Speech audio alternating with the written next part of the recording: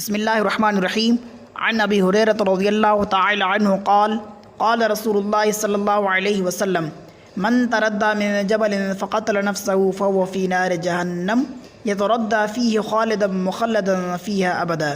رواہ البخاری۔ نبی کریم صلی اللہ علیہ وسلم نے ارشاد فرمایا کہ جس نے پہاڑ سے اپنے آپ کو گرا کر خودکشی کر لی وہ جہنم میں جائے گا اور وہ ہمیشہ جہنم میں پہاڑ سے گرتا رہے گا۔ دوستو، خودکشی کرنا حرام ہے اور نبی کریم صلی اللہ علیہ وسلم نے خودکشی کرنے والے کے متعلق سخت وعیدات بیان فرمائی ہیں، اور حضور نے بیان فرمایا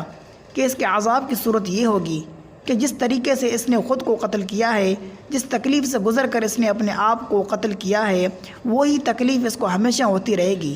اور اسی طریقے سے اس کو عذاب ہوتا رہے گا، جیسے کہ آج کی روایت میں بیان کیا گیا ہے۔ اس نے اگر پہاڑ سے اپنے آپ کو گرا کر جان دی ہے تو ہمیشہ پہاڑ سے گرتا رہے گا اور اس تکلیف کو ہمیشہ محسوس کرتا رہے گا۔ ایک روایت میں حضور صلی اللہ علیہ وسلم نے بیان فرمایا کہ کسی دھاری دار آلے سے اگر خود کو کاٹ کر قتل کیا ہے تو ہمیشہ دھاری دار آلہ اس کے ہاتھ میں رہے گا اور یہ اپنے آپ کو، اپنے جسم کو کاٹتا رہے گا اور اس کی وجہ سے اس تکلیف میں ہمیشہ مبتلا رہے گا۔ دوستو، کوئی خودکشی کیوں کرتا ہے؟ جب کسی کو لگتا ہے کہ آج سارے دروازے بند ہو گئے، جب کسی کو لگتا ہے کہ اب روشنی کی کوئی کرن کہیں سے بھی نظر آنے والی نہیں ہے، پھر وہ اس راستے کا انتخاب کرتا ہے۔ اور یاد رکھیے، دین اسلام کے اندر جو شخص اللہ کا ماننے والا ہے، جس کو پتہ ہے کہ ایک طاقت ہے، ایک ایسی طاقتور ذات ہے جو میرے ہر مسئلے کا حل رکھتی ہے، وہ کبھی بھی مایوس نہیں ہوتا۔ اور وہ جو دیکھتا ہے کہ رات کی تاریکی کے بعد کوئی ہے جو صبح کو نمودار کرتا ہے،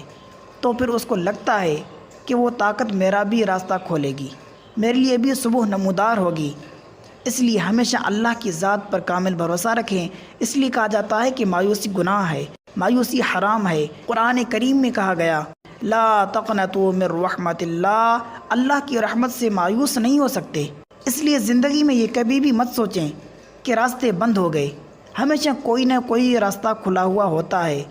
بس اس کے صحیح وقت آنے کی تھوڑی دیر ہوتی ہے۔ اور بسا اوقات لوگ قیامت کو، آخرت کو نظر انداز کرتے ہوئے اتنا بڑا قدم اٹھا لیتے ہیں کہ جس کے بارے میں نبی پاک فرما رہے ہیں جو شخص ایسا کام کرے گا وہ ہمیشہ جہنم میں رہے گا۔